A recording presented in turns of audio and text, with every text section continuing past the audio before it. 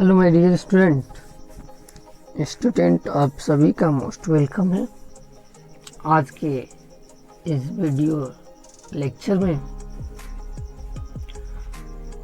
और स्टूडेंट आज के इस वीडियो लेक्चर्स में हम ये स्टडी करेंगे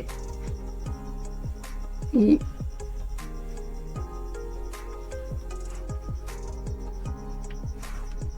जो हम इसके पहले दो एक्टिविटी स्टडी किए थे। इसके पहले वीडियो में हम दो एक्टिविटी को स्टडी किए थे। एक एक्टिविटी में हमने जाना था light is necessary for the photosynthesis means chlorophyll necessary for photosynthesis. एक में हमने जाना था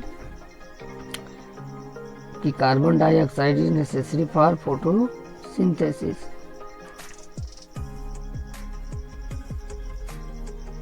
और ये भी जाना था कि sunlight is necessary for photosynthesis.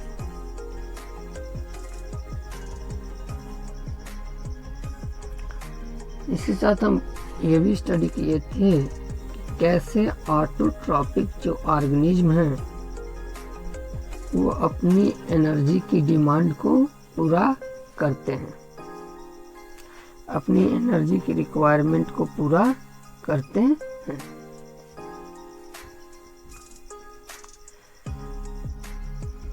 जो ऑटोट्रॉपिक ऑर्गेनिज्म हैं इनको जरूरत पड़ती है रॉ मटेरियल की। तो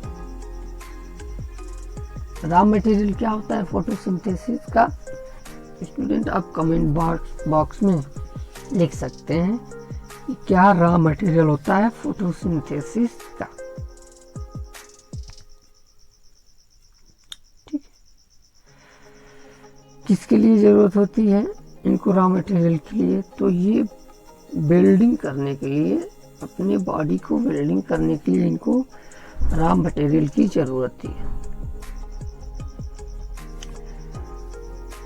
वाटर एक रॉ मटेरियल है जो फोटोसिंथेसिस में यूज किया जाता है। और ये जो वाटर है प्लांट जो है इसको सॉइल से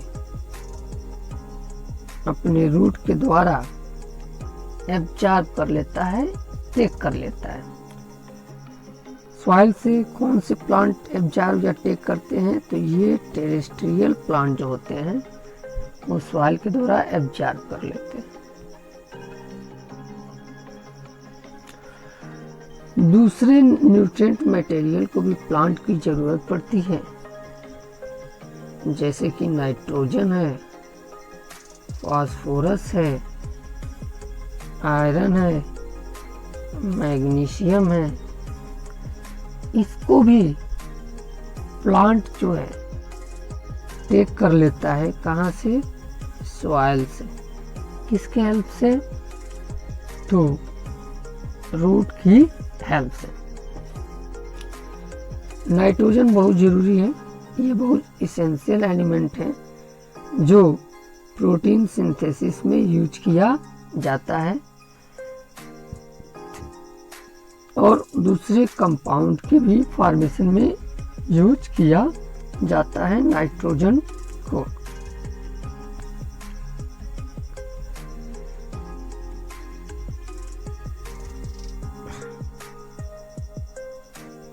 और नाइट्रोजन जो है के अलावा मतलब नाइट्रोजन को किस फॉर्म में लिया जाता है? तो इनको इनऑर्गेनिक फॉर्म जैसे नाइट्रेट है या नाइट्राइट है, इन फॉर्म में लिया जाता है। और यह इसे ऑर्गेनिक कंपाउंड के फॉर्म में लिया जाता है। और नाइट्रोजन को ऑर्गेनिक कंपाउंड के फॉर्म में कौन कन्वर्ट करता है? बैक्टीरिया कन्वर्ट करता है। जो एटमॉस्फेरिक नाइट्रोजन है उसे ऑर्गेनिक कंपाउंड के फॉर्म में कन्वर्ट कर देता है। ये हमने देखा ऑटोट्रॉपिक मोड ऑफ न्यूट्रिशन में, हमने देखा क्या होता है और क्या नहीं होता। नेक्स्ट टॉपिक है जिसमें हम पढ़ने वाले हैं हेटेरोट्रॉपिक मोड ऑफ न्यूट्रिशन क्या होता है।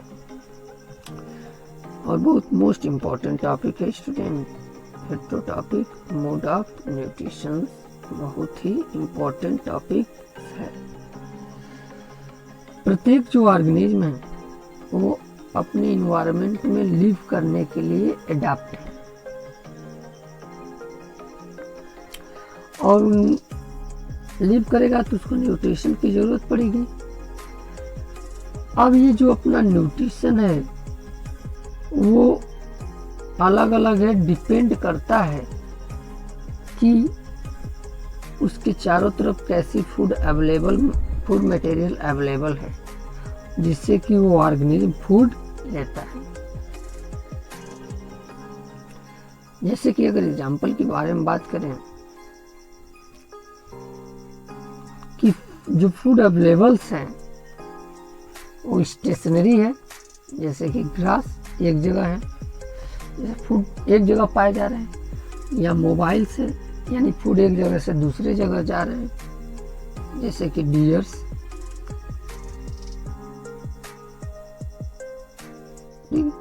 तो ये जो मोड ऑफ न्यूट्रिशन है फूड के एबिलिटी के ऊपर अलग अलग ऑर्गेनिज्म में अलग अलग होते हैं। अब मान लीजिए जो फूड है स्टेशनरी फूड है, उस फूड को इनटेक करने के लिए काउ में अलग टाइप्स के अपरेटस हैं, लाइंस में अलग टाइप के अपरेटस है जिससे वो उस फूड को टेक कर पाता है। इनमें अलग अलग टाइप की स्ट्रेटजी है जिससे कि ये फूड को ये ऑर्गेनिज्म यूज कर पाते हैं। जैसे कि कुछ जो ऑर्गेनिज्म है वो फूड को बॉडी के बाहर डाइजेस्ट यानी ब्रेक कर लेते हैं और फिर उसको एब्जॉर्ब करते हैं।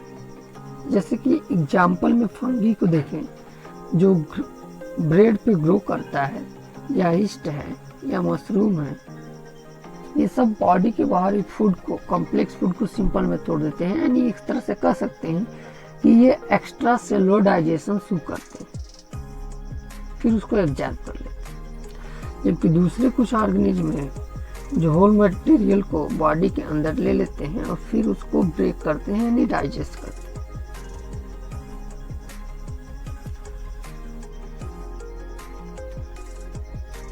अब हम क्या इनटेक करते हैं और उसको कैसे ब्रोक करते हैं ये डिजाइन करता है कि हमारे अंदर जो डाइजेस्टिव सिस्टम या फंक्शनिंग है वो कैसा है। कुछ जो ऑर्गेनिज्म है वो अपने न्यूट्रिशन को डिराइव करते हैं एनिमल से विदाउट किलिंग देम। ऐसे न्यूट्रिशन को हम पैरासिटिक मोड ऑफ न्यूट्रिशन कहते हैं और ये बहुत सारे एनिमल्स में मिलते हैं, जैसे कुछ स्कूटा में मिलते हैं, टिक्स में मिलते हैं, लीच में मिलते हैं, टेपवर्म में ऐसे न्यूट्रिशन देखने को मिलते हैं। चलिए जानते हैं कि कैसे कोई ऑर्गेनिज्म अपना फूड इनटेक करता है, इसके बारे में स्टडी करते हैं। तो फूड को अलग अलग ऑर्गेनिज्म अलग अलग तरीके से इनटेक करते हैं क्योंकि जो डाइजेस्टिव सिस्टम है वो अलग अलग ऑर्गेनिज्म में अलग अलग लेवल का डाइजेस्टिव सिस्टम का ऑर्गेनाइजेशन है।